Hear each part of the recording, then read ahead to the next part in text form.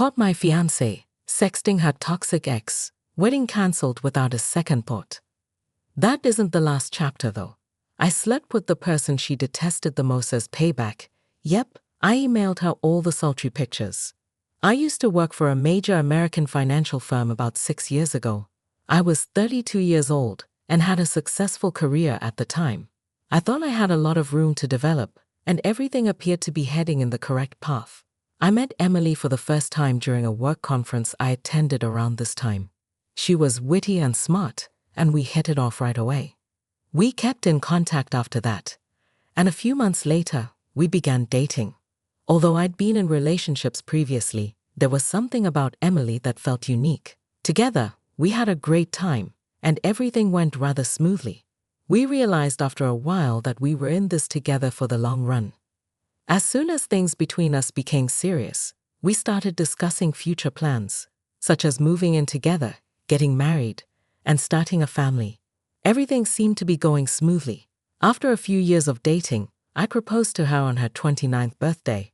I experienced one of the happiest moments of my life when she immediately answered yes. I felt that she shared my happiness, and our families were overjoyed. Together, we began organizing the wedding and discussing our goals for the future. Emily appeared to be highly organized. Everything about the wedding, from the location to the attire, thrilled her, even if I disregarded them at the time. There were always some aspects of her that bothered me, looking back. One of those things was how often she would bring up her ex-boyfriend Jason. She spoke about him a lot in the beginning of our relationship. She would sometimes talk about how much fun they had, and how wonderful he was in bed. But overall, she told me that their relationship was toxic and that they didn't get along. I was uneasy to hear her discuss her previous relationship in such detail, but I initially kept quiet because I assumed everyone had baggage. However, I eventually had enough. I asked her to cut back on her Jason talk. She acknowledged it and said she could see how it could hurt my feelings. Following that, she stopped talking about him, and our relationship improved. We turned our attention to one another and our shared future plans. The initial indication of problems. The more specific the wedding plans became, the more Emily seemed concentrated on selecting the ideal location. Something large and exquisite, like a historic church or a beachfront setting, was what she had her heart set on. On the other side, I would have rather had something straightforward, like a downtown event venue where our immediate relatives and friends could easily come together. I advised her to take the initiative and make the decision because I didn't want to debate with her about the specifics. She told me one day that she and one of her pals were heading to some locations.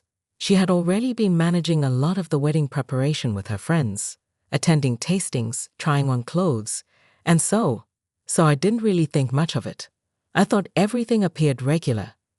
Emily then left her phone on the counter one day as she went to retrieve a parcel from the door. Her phone rang, and there was a message while she was away. "You there, babe?" was the message, and it came from a person by the name of Jason. My heart fell. Was this the same Jason about whom she had previously spoken? The toxic former partner? The entire situation felt strange, but I didn't want to draw any judgments too quickly. I was stuck with this unpleasant feeling. Though I remained silent at first, I began to observe her actions more closely. Finding the reality. Emily went out with a friend to look at floral arrangements approximately 10 days later. She rarely left her phone at home, but this time was no different. I was compelled to see what messages she had sent. I was astonished by what I discovered. Emily and Jason had been in regular communication. Their letters were innocent at first, but as I scrolled down, I realized that the situation had gotten worse. They had been exchanging intimate images, flirting, and sexting. When I realized she hadn't been speaking to him alone, my heart fell. In addition, she had been secretly meeting up with him. I rolled back to the last time she had been at the former church location. Contrary to what she had told me, she had not gone with her buddy. Jason had accompanied her. It was unbelievable to me. My thoughts were racing. How could she subject me to this? She was secretly hanging out with her ex-boyfriend while we were engaged and organizing our wedding. I experienced mixed emotions of loss, betrayal, and rage. But the sound of the front door opening reached me before I could take it all in. Emily was at her house. She realized right away that something wasn't right when she came in and saw me holding her phone. "What are you doing with my phone?" she said, her face going pale. "The other day, I noticed a message from Jason," I remarked. I sensed that something wasn't quite right. She made an attempt to downplay it by claiming, "It's not what it looks like. We are merely pals." However, I didn't buy it. I showed her the photographs and sexts and said, "Friends don't send messages like this." She started crying at that time and acknowledged having an affair. She said that it was an error, that it had only happened once, and that she had not intended for things to get to this point. However, the harm had already been done. I was no longer able to trust her. I requested that she return the engagement ring to me. Despite her horror, she removed it and gave it to me. I then told her to go and packed up her possessions, taking care of the fallout. Emily, our families, and her friends left me a ton of missed calls when I woke up the day after I had ejected her. I disregarded each and every one of them. I wasn't prepared to discuss what had transpired. I was absolutely exhausted. I made a group chat with both of our parents and her siblings, since I knew that at some point I would have to explain the issue to our families.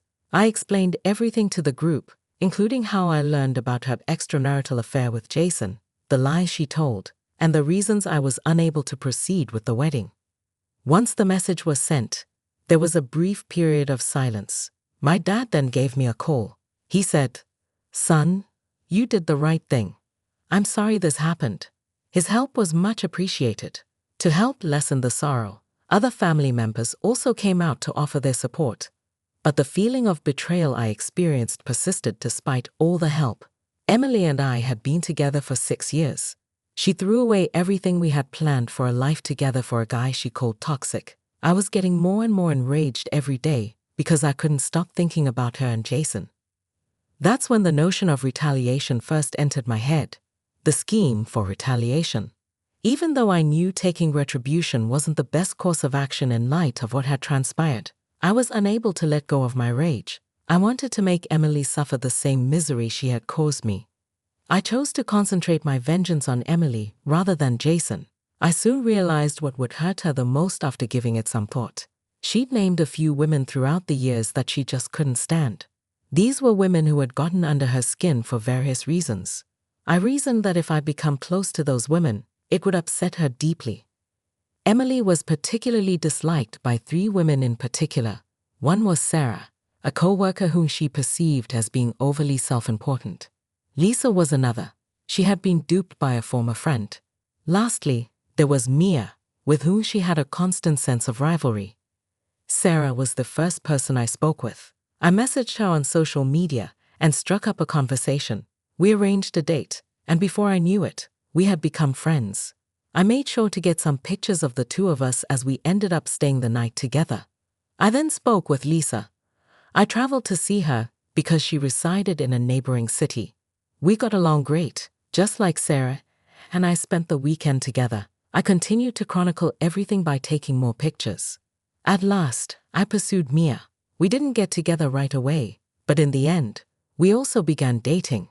Once more, I snapped pictures of the two of us as I knew they would be useful later. Everything seemed reasonable at the time. I wanted Emily to experience the same betrayal and hurt that I experienced. Getting up with Emily. I knew it was time to face Emily once I had everything ready. I sent her a message requesting that we get together and discuss. She nodded, presumably believing that I was prepared to forget about her and move on. We met at a park, and I could tell she was frightened from the moment I saw her. She attempted to apologize once again, but I interrupted her. I showed her the pictures I had taken of Sarah, Lisa, and Mia after taking out my phone. Her expression changed from bewildered to surprised to enraged. "What's this?" she inquired. "These individuals assisted me in moving." "After you deceived me," I answered. She yelled, "You did this just to hurt me." "Did it hurt?" I inquired, because that's what I felt when I learned about Jason and you. She broke down in tears and yelled at me, saying I was no better than her. However, I didn't give a damn. She was standing there crying when I got up and left. Reaching a conclusion, I was relieved when Emily and I had that confrontation. I felt like a burden had been removed off my shoulders. I didn't feel bad about what I did, even though I knew it wasn't very honorable. I felt like I had found the necessary closure at that very time. After that, I put my own needs first. I pushed myself into my work, starting to the gym more, and reconnected with pals I hadn't seen in a while. Reassembling the fragments of my existence felt satisfying. Emily sent me several more messages, but I didn't respond to her attempts to get in touch. I didn't want to go through that again since I knew that any more communication would only cause old scars to reopen. Life gradually returned to feeling normal. I noticed that hanging onto my anger and bitterness wasn't helping me as they started to lessen. I have to let go in order to move on. A fresh start. I was at another work conference, very similar to the one when I'd first met Emily, about a year later. While I wasn't actively seeking a new relationship, I was willing to consider one if the proper person presented themselves. That's when I met Claire. At one of the networking gatherings, we struck up a conversation, and before I realized it, we had been speaking for hours. She was easy to chat to, intelligent and humorous. It was a long time since I felt like I truly connected with someone. Over the next 2 weeks, Claire and I went on several dates. I was more at ease with her each time we got together. She was empathetic when I told her about my background and everything that had transpired with Emily. We grew closer as Claire opened up about her own experiences and the lessons we had both taken away from previous relationships. Things felt different with Claire. There was just an honest, straightforward connection, no drama or deceit. It felt fitting that we went slowly at first, examining the past. I would occasionally reflect on Emily and our past interactions, but acceptance was what I felt, not rage or bitterness. We were no longer together, and I had accepted it and gone forward. I did think about asking Emily for forgiveness at one time, but in the end, I changed my mind. Certain things are best left in the past, I reasoned. I didn't have to reopen past wounds or go back and revisit that period of my life. My attention was on creating something fresh with Claire. Our partnership was built on trust and open communication. I had discovered how crucial that was the hard way. My computer was clearing away some old files when I discovered a folder full of pictures from my time with Emily. For a split second, I considered removing them. However, I made the decision to preserve them as a memento of my progress.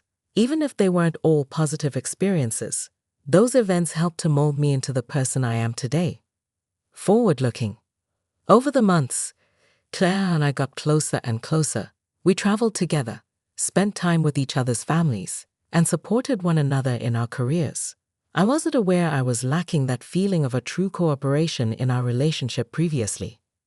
One night, when we were making supper together, Claire asked me, "Do you ever think about where we're headed?" With a smile, I said, "Yes, I do. And I think our direction is great." When Claire smiled back, I experienced a profound sense of contentment and serenity. I had learned some difficult things from life, but I had also developed. I was content and eager for what was ahead. I discovered that while exacting retribution and clinging to anger can feel good in the short term, they never result in genuine healing. Moving ahead, letting go, and appreciating the positive aspects of life are the keys to true healing. Emily faded into the background, a closed chapter in my life. I sent her my best wishes, hoping she moved on and found her own serenity. For my part, I was prepared for whatever was ahead.